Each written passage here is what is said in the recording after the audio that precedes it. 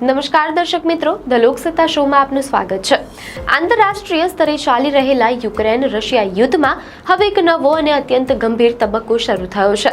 યુક્રેને તાજેતરમાં રશિયા પર અત્યાર સુધીનો સૌથી મોટો ડ્રોન હુમલો કર્યો છે, જેની અસર માત્ર સૈન્ય માળખા પર જ નહીં પરંતુ રશિયાના અર્થતંત્ર પર પણ પડી છે। આ હુમલાઓમાં રશિયાની મુખ્ય તેલ રિફાઇનરીને નિશાન બનાવાઈ છે, જેના પરિણામે દેશમાં પેટ્રોલ ડીઝલની અછત સર્જાઈ છે। આ સમગ્ર ઘટનાક્રમની ગંભીરતા શું છે, જેના વિશે આપણે વિગતવાર વાત કરીશું। યુક્રેન અને રશિયા વચ્ચે ચાલી રહેલા સંઘર્ષમાં એક નવો વળાંક આવ્યો છે। યુક્રેને શનિવારે રાત્રે રશિયા પર અત્યાર સુધીનો સૌથી મોટો ડ્રોન હુમલો કર્યો છે। આ હુમલાની ગંભીરતાનો અંદાજ એ વાત પરથી લગાવી શકાય કે રશિયાએ પોતે દાવો કર્યો છે કે તેણે યુક્રેનના 361 ડ્રોનને તોડી પાડ્યા છે। આ હુમલાની ગંભીરતાનો અંદાજ એ વાત પરથી લગાવી શકાય છે કે રશિયાએ પોતે દાવો કર્યો છે કે તેણે યુક્રેનના 361 ડ્રોનને તોડી પાડ્યા છે। આ હુમલાઓમાં રશિયાની સૌથી મોટી તેલ રિફાઇનરીઓમાંની એકમાં આગ લાગી છે। રશિયાના ઉત્તર પશ્ચિમ લેનિનગ્રાડ ક્ષેત્રમાં આવેલી કિરીશી રિફાઇનરીને આ હુમલામાં નિશાન બનાવવામાં આવી હતી।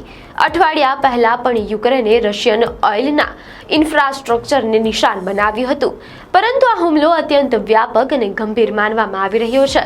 આ ડ્રોન હુમલાઓ રશિયાના સંરક્ષણ પ્રણાલી માટે એક મોટો પડકાર છે અને યુક્રેનની વ્યૂહાત્મક હુમલા કરવાની ક્ષમતા દર્શાવે છે। આ ઘટના બાદ આંતરરાષ્ટ્રીય સ્તરે તણાવ વધી રહ્યો છે અને આ સંઘર્ષ કઈ દિશામાં જશે તે જોવું રહ્યું। શનિવારની રાત્રે યુક્રેને રશિયાની સૌથી મોટી તેલ રિફાઇનરીઓમાંની એક એવી કિરીશી રિફાઇનરી પર ડ્રોન હુમલો કર્યો છે। આ હુમલા બાદ રાત્રિના આકાશમાં ઊંચી જ્વાળાઓ અને ધુમાડાના ગોટે ગોટા દેખાઈ રહ્યા હતા, જેની તસવીરો પણ સામે આવી છે। મીડિયા અહેવાલો અનુસાર કિરીશી રિફાઇનરી રશિયાના લેનિનગ્રાડ ક્ષેત્રમાં આવેલી છે અને ઉત્પાદનની દ્રષ્ટિએ રશિયાની ટોચની 3 રિફાઇનરીઓમાંની એક છે। આ રિફાઇનરી વાર્ષિક લગભગ 17.7 મિલિયન મેટ્રિક ટન એટલે કે 3.55 લાખ બેરલ ક્રૂડ ઓઇલનું ઉત્પાદન કરે છે। આટલી મોટી રિફાઇનરી પરનો હુમલો રશિયાના ઉર્જા માળખા માટે એક મોટો ફટકો છે। યુક્રેનના જનરલ સ્ટાફે આ હુમલાની પુષ્ટિ કરતા જણાવ્યું છે કે સ્થળ પર વિસ્ફોટ અને આગના અહેવાલો મળ્યા છે। યુક્રેન ડ્રોન કમાન્ડે આ હુમલાને સફળ ગણાવ્યો છે। આ ઘટના બાદ આંતરરાષ્ટ્રીય સ્તરે તણાવ વધી રહ્યો છે અને યુક્રેનની રશિયાના સંરક્ષણ માળખાને ભેદવાની ક્ષમતા ફરી એકવાર સાબિત થઈ છે। રશિયાના ઉત્તર પશ્ચિમ લેનિનગ્રાડ ક્ષેત્રમાં આવેલી કિરીશી તેલ રિફાઇનરી પર શનિવારે રાત્રે ડ્રોન હુમલો થયો હતો। મીડિયા અહેવાલો અનુસાર પ્રાદેશિક ગવર્નર એલેક્ઝાન્ડર ડ્રોઝડેન્કોએ જણાવ્યું કે આ હુમલામાં 3 ડ્રોનને તોડી પાડવામાં આવ્યા હતા, પરંતુ તેના કાટમાળ પડવાથી રિફાઇનરીમાં આગ લાગી હતી। જો કે રાહતની વાત એ છે કે આ ઘટનામાં કોઈ જાનહાનિ થઈ ન હતી અને આગને કાબૂમાં લઈ લેવામાં આવી હતી। રશિયાના સંરક્ષણ મંત્રાલયે આ હુમલાને અત્યંત ગંભીર ગણાવ્યો છે।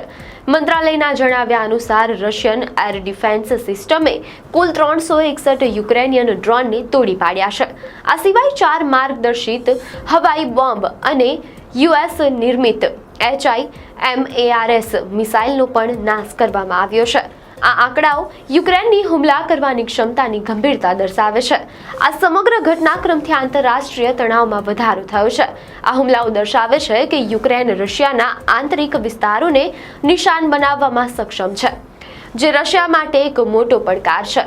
મીડિયા અહેવાલો અનુસાર વિશ્વના બીજા સૌથી મોટા તેલ નિકાસકાર દેશ રશિયામાં હાલમાં ગેસોલીનની ગંભીર અછત જોવા મળી રહી છે।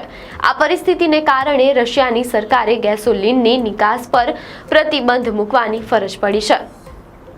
છેલ્લા કેટલાક અઠવાડિયાથી રશિયામાં ઈંધણની માંગમાં વધારો થયો છે, પરંતુ યુક્રેન દ્વારા કરવામાં આવેલા ડ્રોન હુમલાઓને કારણે પુરવઠો ખૂબ ઓછો થઈ ગયો છે।